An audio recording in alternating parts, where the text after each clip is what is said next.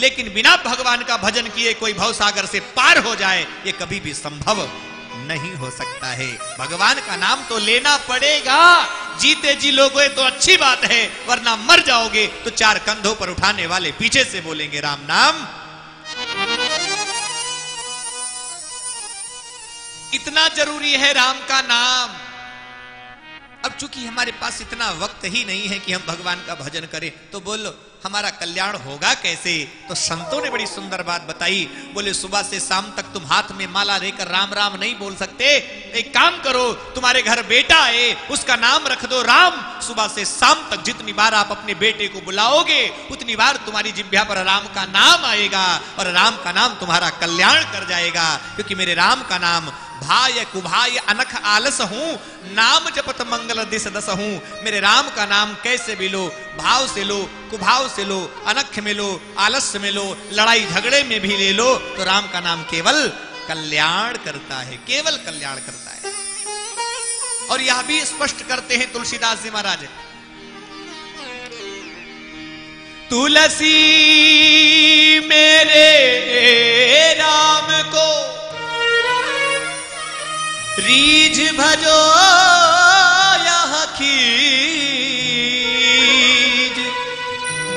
उल्टो सुल्टो ही पड़े उगे खेत में बीज। आपने अपने हाथ में मुट्ठी में अन्न लिया, गेहूं का या धान का जो भी, आपने मिट्टी में फेंक दिया। पलटकर कभी आपने देखा कि जो जो बीज अभी मैंने फेंका था वो सीधा गिरा या उल्टा? कभी आपने निहारा पीछे मुड़कर? नहीं देखा। मिट्टी में बस आपने बीज फेंक दिया, वो आड़ा गिरे, टेढ़ा गिरे, सीधा गिरे, उल्टा गिरे, कैसा भी गिरे, लेकिन उसका जब भी अंकुर निकलेगा ऊपर की ओर ही निकलेगा, वो किसी और दिशा में नहीं जा सकता। ऐसे ही मेरे रघुनंदन का नाम सीधे से लो, टेढ़े से लो, गा कर लो, चिल्ला कर लो, लड़ कर लो, झगड़ कर लो, राम का नाम कल्याण करता है। तो श्रेष्ठ साधन है।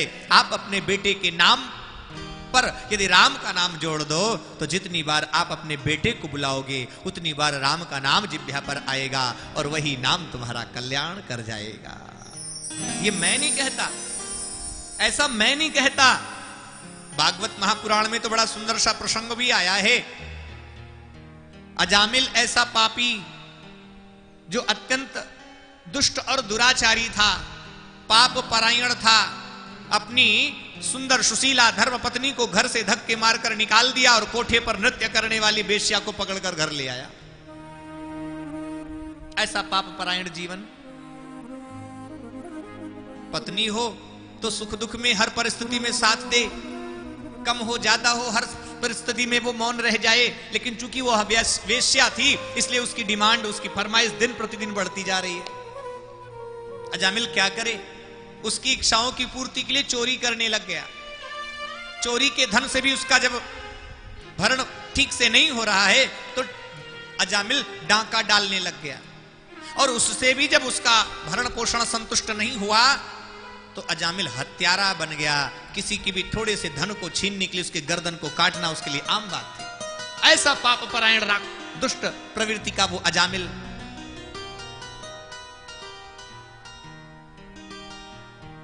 संयोग रहा होगा, ईश्वर कृपा करे तो कोई भी बहाना ले लेता है। महात्माओं का समूह अयोध्या से वृंदावन की ओर जा रहा था और रास्ते में ही पड़ता था अजामिल का गांव। संध्या का समय हो गया, सूर्यास्त होने को हो गया। महात्माओं ने सोचा आज की रात इसी गांव में रुक जाऊं, कल सुबह होते ही आगे जाऊंगा। पर कहां जाऊं, किसके घर जाऊं? किसी के घर तो हमारा परिचय है नहीं। रास्ते में कुछ बच्चे, उदंड बच्चे खेल रहे थे। महात्माओं ने उनसे पूछा, भैया गांव में कोई सेठ जी या कोई धर्मात्मा व्यक्ति हैं भक्त भाव के, जो महात्माओं को एक शाम की रोटी दे सके और सोने के लिए स्थान दे सके? उदंड बच्चों ने कहा, हाँ हमारे गांव में एक बहुत अच्छे धर्मात्मा सेठ जी रहते हैं। अच्छा क्या नाम है उनका? बोले अजामिल।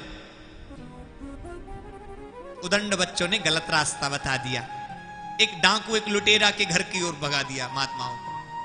अब अजामिल का घर पूछते पूछते महात्मा लोग भी उसके दरवाजे पर पहुंचे। बेटा अजामिल, अजामिल तो था नहीं, क्योंकि शाम होते ही वो तो डाका डालने निकल जाता था रोज, खोपड़िया पे काली पट्टी लगाकर घोड़े पे बैठकर हाथ में चमचमाती नंगी तलवार लेकर, इसका रोज का काम था। लेकिन अजामिल की वह पत्नी जिसको कोठे से लाया था, वो भविष्य पत्नी के अधिकार से घर में थी।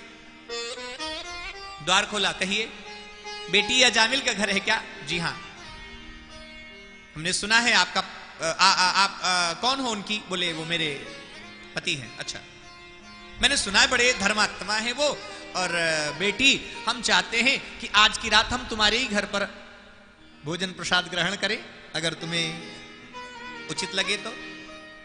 कहां है आपके पति? बुलाओ जरा, मैं उनसे भी मिलना चाहता हूं, इससे धर्मात्मा सेठ को मैं देखना चाहता हूं। अजामिल की पत्नी ने कहा, महाराज लगता है आपको किसी ने गलत रास्ता बता दिया। मेरा पति कोई धर्मात्मा नहीं बल्कि डाकू है, और अपनी रक्षा चाहते हो तो ये जो लोटा सोटा कमंडल लेकर आए हो ना, ये लेकर भग जाओ, वरना ये भी छीन लेगा वो। अच्छा ऐसा है क्या? एक चेला पीछे खड़ा था, बोले गुरुजी पतली गली पकड़ लो, गलत जगह पर आ गए। महात्मा जी बोले ठहरो, ठीक है बेटी कोई बात नहीं है, यदि तेरे द्वार पर हमें आश्रय नहीं मिला तो कोई बात नहीं, और तुझसे कोई शिकायत भी नहीं है, हम महात्मा हैं, क्या शिकायत करेंगे तुझसे, ठीक है हम जाते हैं। महात्मा लोग अभी थोड़ी दूर तक ही गए होंगे, अजामिल की वो पत्नी सोच में पड़ गई, मैंने तो मेरे जीवन में ऐसा कोई सत्कर्म नहीं किया जिस सत्कर्म का प्रभाव महात्माओं का दर्शन हो सके, लेकिन लगता है मेरे पूर्व जन्म का कुछ पुण्य होगा, जिस पुण्य का प्रभाव आज महात्मा हमारे द्वार पर आ गए, और ऐसे ही चले जाएं ठीक नहीं है। आवाज लगाई, महात्मा जी। महात्मा जी में जो श्रेष्ठ महात्मा थे पलट कर पीछे मुड़कर देखा, हाँ बेटी क्या हुआ? बोले महाराज जी जरा सुनिएगा ना। महात्मा जी पास में आ गए, हाँ बेटी बोलो। बोले महाराज जी मेरी मां मुझे कहा करती थी कि बेटी तू अपने जीवन में चाहे जैसे कर्म करना अथवा कुकर्म करना, परंतु एक बात का ध्यान रखना, कभी महात्मा से झूठ मत बोलना, किसी महात्मा से किसी संत से असत्य संभाषण मत करना। सो महात्मा जी आप चूंकि मेरे द्वार पर आए हो इसलिए मैं आपको एक सत्य बात कहना चाहती हूं। हाँ कहो ना बेटी। बोले महाराज जी आज जी आपने प्रस्ताव रखा था कि आज की रोटी आज का भोजन मैं तुम्हारे घर लेना चाहता हूं, परंतु महाराज जी सच कहूं तो मुझ में इतनी पवित्रता ही नहीं है कि मैं आपको मेरे हाथ का बना हुआ भोजन प्रसाद ग्रहण करा सकूं। मैं वेश्या हूं, मैं एक अपवित्र नारी हूं, मेरे में इतनी पवित्रता नहीं है कि मैं आपको भोजन ग्रहण करा सकूं। परंतु महाराज महात्मा जी मैंने सुना है तो सूखा राशन रखा है, बिना बना हुआ चावल दाल आटा इत्यादि जो भी है वो मेरे घर के भीतर है। मैंने तो सुना है महात्मा जी अगर यह सत्य है कि घर में रखा हुआ राशन अपवित्र नहीं होता, तो महात्मा जी अगर आपको भोजन प्रसाद बनाना आता हो तो आपको समुचित अन्न का प्रबंध मैं कर देती हूं, आप अपने हाथों से बनाएं, ठाकुर जी को भोग लगाएं और फिर प्रसाद ग्रहण कर लेना। महात्मा जी बोले बेटी ये तो बहुत उत्तम विचार है, हम प्रसाद तो बहुत अच्छा बनाते हैं ठाकुर जी का, बहुत बढ़िया बनाते हैं, ठीक है। महात्माओं ने गाड़ दिया अपना चिमटा, लग गया महात्माओं का आसन, शुरू हो गया कीर्तन, शुरू हो गया भजन। अजामिल की पत्नी ने समुचित राशन प्रदान किया, महात्माओं ने सुंदर भोजन प्रसाद बनाया, ग्रहण किया, ठाकुर जी का भोग लगाकर विश्राम कर गए। आधी रात को अजामिल डाका डालकर वापस आया, दरवाजे पर देखा बड़ी भीड़ है, ये चिमटा सिमटा गड़ा हुआ है, बड़ी बड़ी दाढ़ी बड़ी बड़ी जटा वाला, ये कौन है? ओह सुनिए, कौन है आप लोग और मेरे दरवाजे पर आने की हिम्मत कैसे हुई? पता है मैं कौन हूं?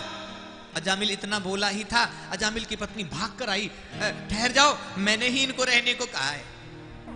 तुमने कहा है? क्यों कहा है? बोले मैंने कहा है, बस इतना काफी नहीं है।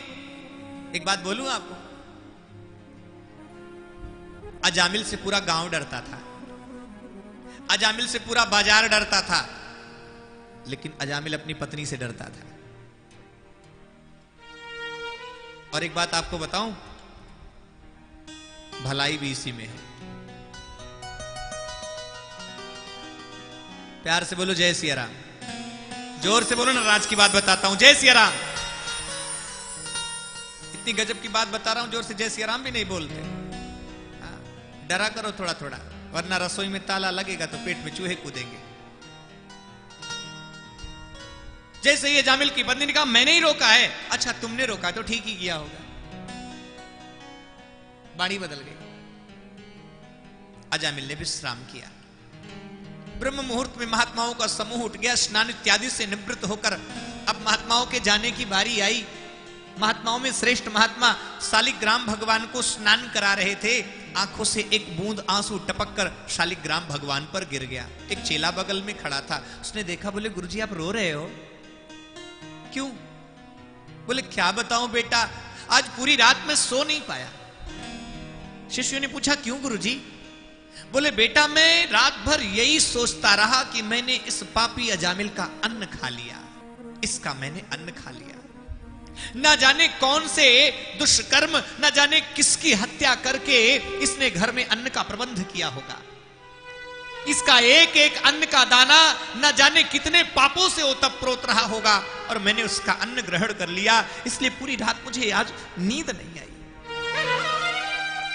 तो गुरुजी अब क्या होगा, अब तो खा लिया, क्या कर सकते हो आप, जाने दो ना, जो हो गया सो हो गया। बोले नहीं बेटा नहीं, ऐसा नहीं कर सकता। मैंने अजामिल का अन्न तो ग्रहण कर लिया, अन्न तो खा लिया, लेकिन बदले में पापी अजामिल का उद्धार कर देना ही इस अन्न की सार्थकता है। हमने अगर पापी अजामिल का अन्न खाया है तो हमें इसका उद्धार करना होगा। इसके द्वार पर संत आ गए, मैंने इसका भोजन भी ग्रहण कर लिया, और अब भी अगर मैंने इसका उद्धार नहीं किया, इसका कल्याण नहीं किया, तो मैं काहे का संत, काहे का महात्मा, काहे का साधु। इसलिए कुछ भी करना पड़े मुझे अजामिल का उद्धार करना ही पड़ेगा। एक चेला बोला गुरुजी वैसे तो पापी है अजामिल, आप कुछ नहीं, आप तो बोल दो कि एकादशी का व्रत कर लिया करे, हो जाएगा कल्याण। एकादशी का व्रत ये नहीं करेगा क्योंकि एकादशी व्रत करने का इसका संस्कार ही नहीं है। एक चेला बोला गुरुजी कोई बात नहीं, व्रत को मारो गोली, अजामिल को बोल दो कि मंगल के मंगल सुंदरकांड का पाठ कर लिया करे। गुरुजी बोले सुंदरकांड नहीं पढ़ेगा, ये जब भी पढ़ेगा लंका कांड ही पढ़ेगा, इसके संस्कार में सुंदरकांड नहीं है।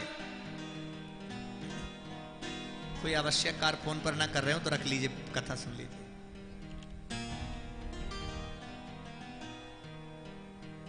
इसके अंदर इतनी सुंदर संस्कृति नहीं है। थोड़ी देर के बाद सब जग गए। तुम्हारी पत्नी कहाँ है? बोले मुझसे बात करो ना, पत्नी को बहुत खोजते हो महात्मा होके।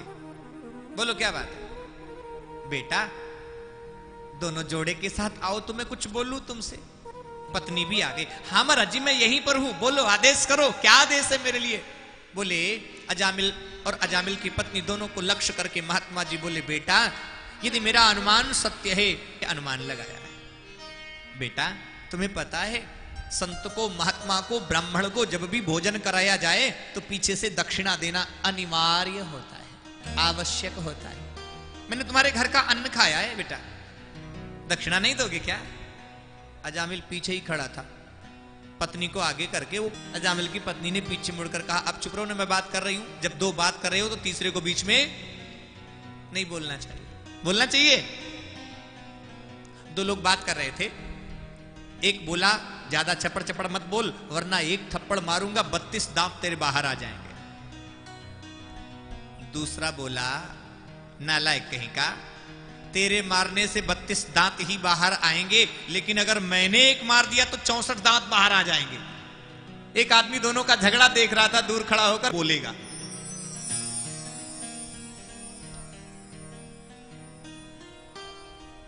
संस्कार है सुंदर।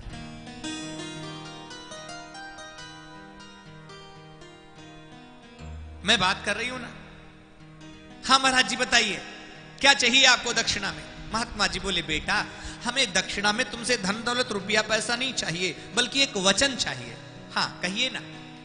बोले बेटी मेरा अनुमान कहता है कि तू गर्भवती है और इस बार तेरे गर्भ से बेटा पैदा होगा। जी महाराज जी बड़ी कृपा आपकी। पर आदेश क्या है वो तो बताओ। बोले बेटा कुछ नहीं, मैं सिर्फ इतना चाहता हूं कि इस बार तेरे गर्भ से जो बालक जन्म ले उसका नाम तू नारायण रख देना। क्या नाम रख देना? नारायण। ठीक है महाराज। महात्मा चले गए। अजामिल के घर सुंदर से बेटे का जन्म हुआ। महात्मा की बात याद थी, सो अजामिल की पत्नी ने अपने बेटे का नाम नारायण रखा। अब सबसे छोटा बेटा घर का है, इसलिए सबका दुलारा है, सबका लाडला है, सबका प्यारा है। अजामिल भी उससे इतनी आसक्ति उसकी प्रबल हो गई कि जब भी घर से बाहर जाता तो पहले नारायण को बुलाता, बेटा नारायण। दौड़कर एक बार छाती से कस के लगाता, फिर जाता, लौट कर आता तो सबसे पहले नारायण को बुलाता। ऐसी उसकी नित्य की दिनचर्या थी। सोते जागते उठते बैठते खाते पीते हर क्षण अपने बेटे नारायण को बुलाता है। समय जाता गया। अजामिल की मृत्यु का समय आया। यमराज के दूतों ने, अजामिल घबराया, दूर खेल रहा था उसका बेटा नारायण। सो अजामिल ने घबराहट में उसने अपने बेटे नारायण को पुकारा, बेटा नारायण मुझे बचाओ। इतना बोलना ही था। अब उस कंडीशन में, उस परिस्थिति में जब उसके शरीर से प्राण निकलने वाला है तो आवाज तो इतनी जोर की निकली नहीं कि उसके बेटे तक उसकी आवाज पहुंच पावे। लेकिन मेरे प्रिय श्रोताओं, अजामिल की अवरुद्ध कंठ से निकली हुई आवाज उसके बेटे तक तो नहीं पहुंची, लेकिन बैकुंठ में बैठे मेरे नारायण तक पहुंच गई। मेरे नारायण तक पहुंच गई। और नारायण ने तुरंत अपने सेवकों को भेजा। बोले देखो मेरा भक्त मुझे बुलाता है, जाओ देखो। यमराज के दूतों ने कहा क्यों, मैं क्यों जाऊं? आज इसकी मृत्यु का समय है। नारायण के सेवकों ने कहा देखा नहीं, तुम्हें पता नहीं है, मरते समय यदि कोई व्यक्ति मेरे नारायण का नाम, मेरे ठाकुर का नाम, मेरे राम का नाम, मेरे कृष्ण। अरे भैया ठीक कहा आपने कि इसने अभी अभी नारायण कहा, मैंने भी सुना, लेकिन ये आपको थोड़ी बुला रहा था, ये आपके मालिक नारायण को थोड़ी बुला रहा था। ये वो देखो ना, इसका बेटा दूर खेल रहा है, उसका भी नाम नारायण है, मालिक का है। यमराज के दूतों ने कहा नहीं, मैं पहले तो नाम तो नारायण का ही नारायण नाम है। ने कहा जिसका नाम पहले नारायण सुनिश्चित किया गया है, इसके द्वारा पुकार लगाने पर पहले उसे ही तो आना चाहिए।